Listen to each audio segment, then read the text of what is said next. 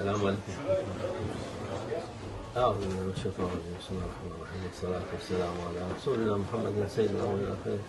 مدد يا رسول الله، مدد يا سادة أصحاب رسول الله، مدد يا مشايخ دستور مولانا شيخ الله، المدد طريقتنا الصحبة والخير في الجمعية.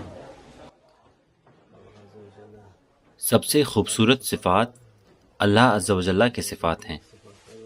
اس کے نام، اس کے خوبصورت نام اللہ عز و جل، وَلِلَّهِ الْأَسْمَاءُ الْحُسْنَى فَادْعُوهُ بِهَا.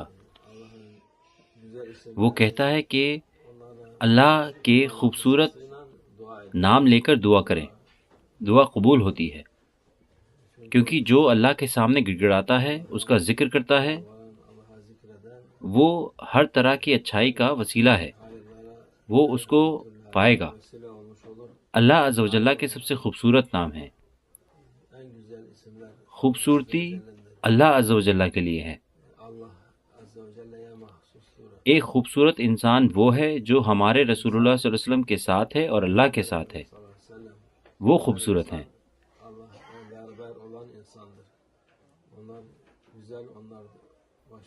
دوسری جو باہری خوبصورتی ہے وہ خوبصورتی ہے ہی نہیں. اللہ کے دشمن، ان کے پاس خوبصورتی نہیں ہے، ان کے پاس بدصورتی ہے، برائی ہے اور اندھیرا ہے. اس لیے اللہ عز و جل کے نام خوبصورت ہیں، ان کو یاد کریں. کہتا ہے اللہ عز و جل، ہمارے رسول اللہ صلی اللہ علیہ وسلم یہ بھی کہتے ہیں، ہم نے حدیث شریف پڑھی تھی خطبے میں، اللہ عز و جل کے 99 نام ہیں، وہ ہمارے رسول اللہ صلی اللہ علیہ وسلم کی امت کو دیے گئے. جو بھی انہیں پڑھتا ہے وہ بالکل جنت میں جائے گا. وہ کہتے ہیں صلی اللہ علیہ وسلم، بالکل جب وہ اللہ کے خوبصورت نام پڑھتا ہے، ان کے ذریعے، ان کی برکت سے وہ بالکل جنت میں جائے گا. تو یہ خوبصورت نام بڑے ہدیے ہیں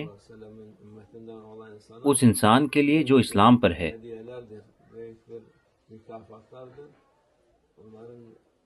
اس انسان کے لیے جو ہمارے رسول اللہ صلی اللہ علیہ وسلم کی امت میں سے ہے، یہ بڑا اجر ہے. یہ باقیمتی ہیں، ان کی قیمت بڑھتی ہے ہر روز، ہمیشہ. اللہ ہمیں یہ تجلی اور خوبصورتی عطا فرمائے. یہ ہر کسی کے لیے ہے. ایسا کچھ نہیں ہے کہ اگر ایک انسان پڑھتا ہے یا 10 انسان پڑھتے ہیں یا لاکھوں انسان پڑھتے ہیں تو یہ کم ہو جائیں گے.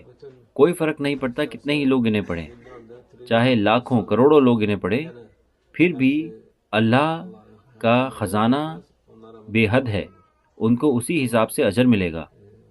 اللہ آپ سب سے راضی ہو، یہ آپ سب کو نصیب ہو انشاءاللہ، ہم سب کو. ومن الله التوفيق. الفاتحة.